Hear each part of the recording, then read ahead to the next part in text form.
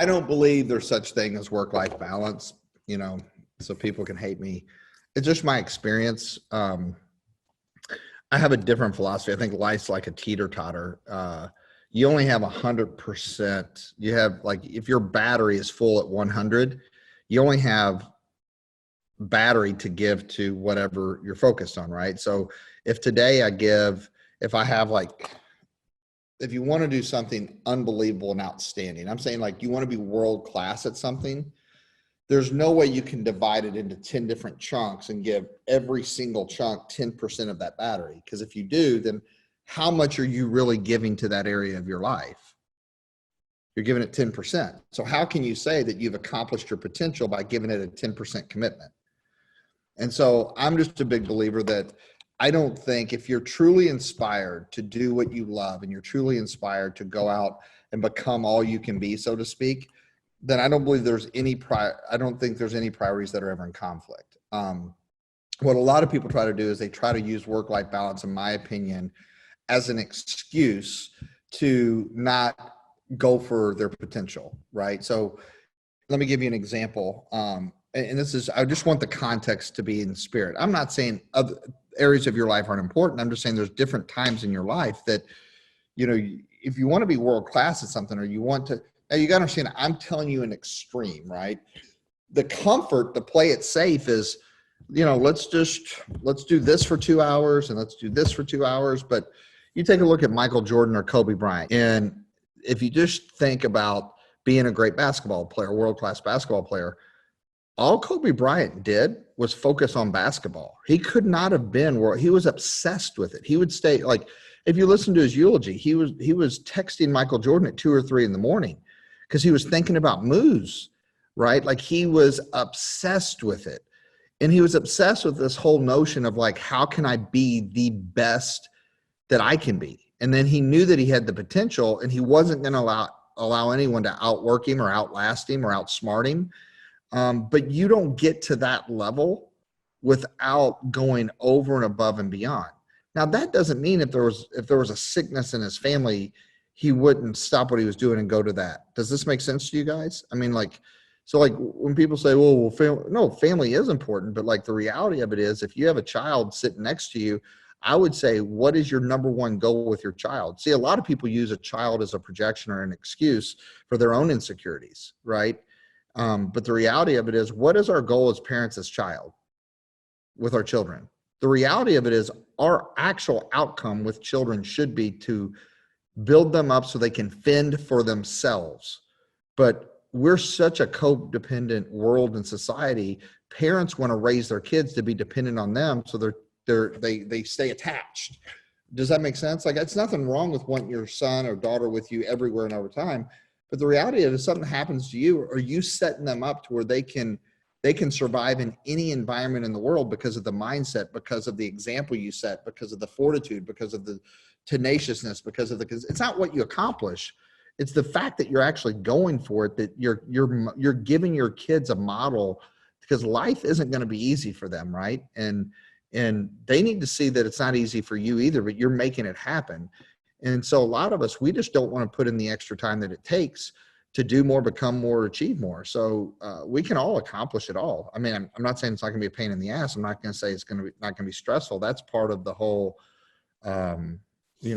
being comfortable, being uncomfortable. But I will say this though, like, it'll be worth it. And, and there's a million excuses why not to. But I mean, if someone wants to be a world-class fitness person, like, look, whoever lost the 160 pounds, let me just tell you what consumed their life. They put everything that they had into losing that weight. I promise you, they couldn't have done it without that, right? But it doesn't mean that is the example they're setting for their kids and their grandkids, right? Like, that is success. That's massive success. If they want to make money, they just apply the same principles, right? And so for me, it's whatever you're inspired to take action on in your life the most.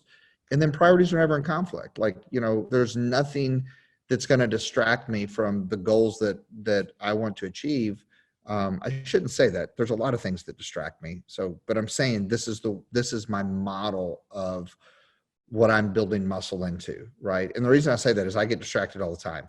This thing distracts me so much, it's crazy. Kids distract me. There's no doubt. Like, you saw my little man here, right? But he's seeing me do this. I'd rather be upstairs right now tucking him in. That's my commitment to him. But you know what? He sees me doing this. And to me, that matters more because he knows I love him.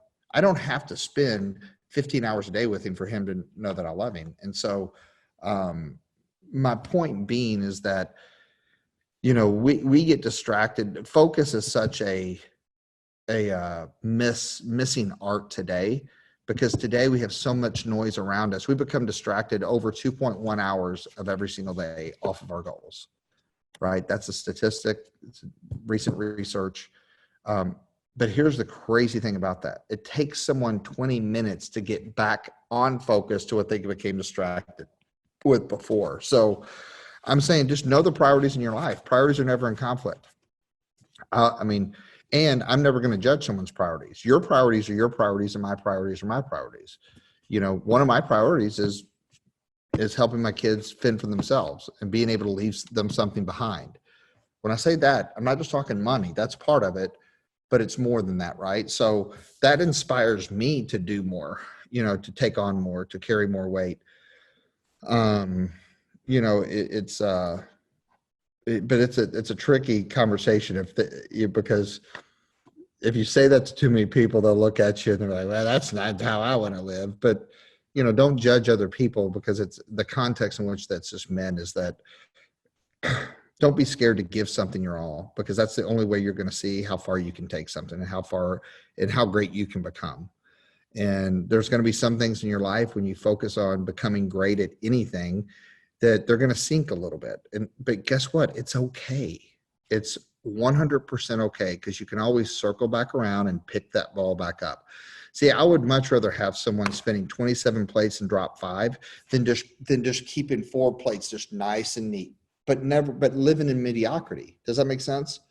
Like, I'd much rather someone be spinning 27 plates, 7 of them crash, but they still have a couple dozen plates up there, right? Or a dozen plates, versus the person that's holding 6 plates up there just nice and easy, but they're never pushing themselves. They're never getting anywhere. Like, have you all ever like heard the whole term rat race? See, people that like buy into this whole thing is like work-life balance. They're the ones that say, get out of this rat race, because everything's mediocre in their life. It doesn't mean that they have a better relationship with their kids. They don't. You see that you all do understand that, right? Like, your relationship with your kid has nothing to, I think time is very, very important. Don't misunderstand me, but there's a lot of other elements that are important too. And I think one of them is, for a lot of people, we lose our personal ID. As we grow older, our self-image of ourselves shifts and changes. And so I would just always keep that in the front of your mind, is like, do something for you. It's okay to do something for you. If you don't take care of you, how can you model that others should take care of themselves as well, right? How can you inspire that behavior? So the cool thing is that everyone's strong enough. Like, we can all pull stories. You can go Google stories of people working. My dad worked 2 jobs while he was putting himself through school, came from nothing. Priorities weren't in a conflict for him. Like, that was his way of, like, he was going to get out of where he was. He was going to shift the course of his life so he could give back to his family. That was kind of like my personal modeling. And so I think that, but if someone wants to live that way, that's fine with me too. But I just don't believe that there's such thing as work-life balance. Like, there's some areas of your life that that are out of balance, and that's to be expected, but